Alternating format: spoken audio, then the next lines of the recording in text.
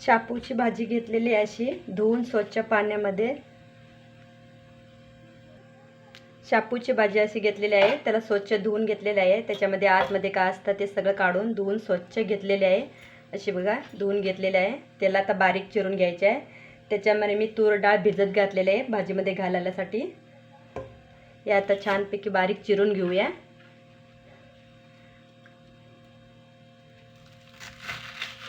कवळी असल्यामुळे छान चिरता येते. शापूची भाजी अशी बारीक होते. अशी चिरून घेऊया बारीक छानपैकी.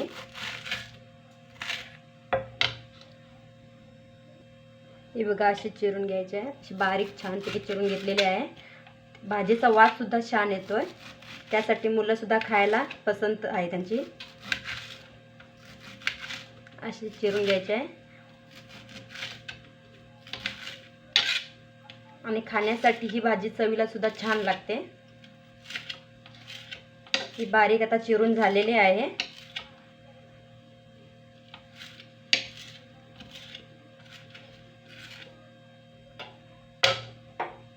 हे बघा चिरून झालेले आहे. आता आम्ही कायल गरम करायला ठेवूया.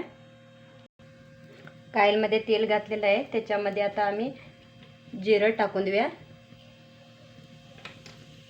थोडीशी मोहरी टाकून देऊया.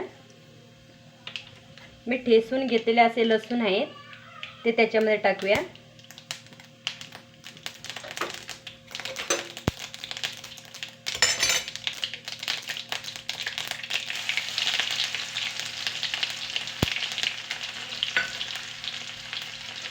असं बरं परतून घेऊया.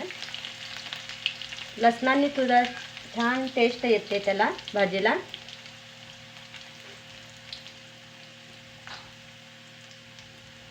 आता आम्ही चिरून घेतलेली भाजी घालूया त्याच्यामध्ये. 5 निमिषामध्ये भाजी होते ही.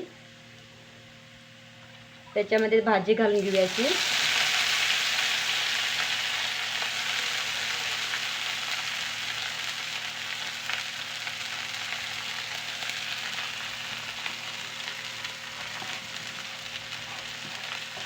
ही भाजी अशी घालून घेतलेली आहे. लहान मुलाला भाजी खायलाही खूप आवडते. वास पण छान येतो भाजीचा, त्याच्यासाठी मुलांना सगळ्यात खायला पसंत असते भाजी. आता ही तूर डाळ भिजवून घेतलेली आहे ती त्याच्यामध्ये घालून घेणार अशी. त्याच्यामध्ये सगळे अशी घालून घ्यायचे आहे.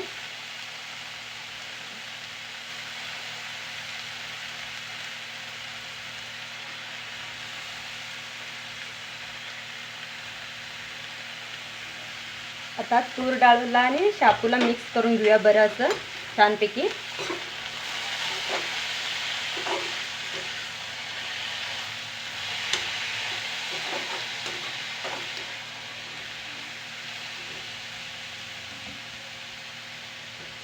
त्याच्यामध्ये थोडीशी हळद टाकूया. थोडंसं त्याच्यामध्ये मीठ टाकून देऊया चवीनुसार आपल्या. असं चवीनुसार टाकायला पाहिजे. थोडासा हिंग टाकूया आपण. त्याला बरं मिक्स करून घेऊया असं.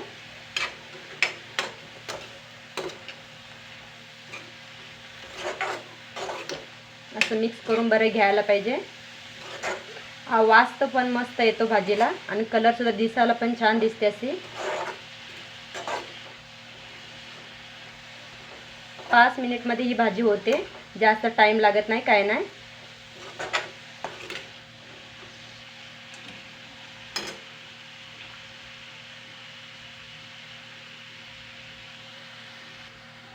आम्ही वरून आता मिरची टाकून देऊया. 1 मिरची चिरून घेतलेली आहे, तेवढी 1 टाकून देऊया. आणि बारीक असा कांदा चिरून घेतलेला आहे ते पण त्याच्यावरती असं टाकून देऊया. कांदा घातल्याने सुद्धा छान लागते भाजी. वरण घालायचा, फोडणीमध्ये घालायचा नाही कांदा, असा वरणच घालायला पाहिजे तर छान लागते.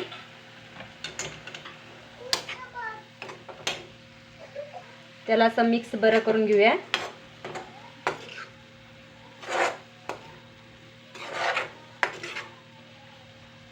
ही भाजी आता वाफेवर अशी शिजवायची आहे. पाणी वगैरे घालायचं नाही त्याला. आता वाफेवरच शिजवून घ्यायची आहे.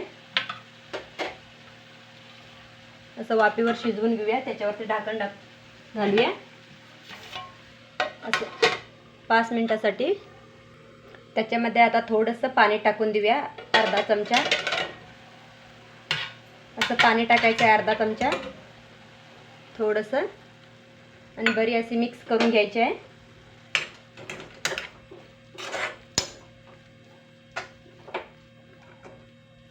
आता झाकून देऊया त्याच्यावरती.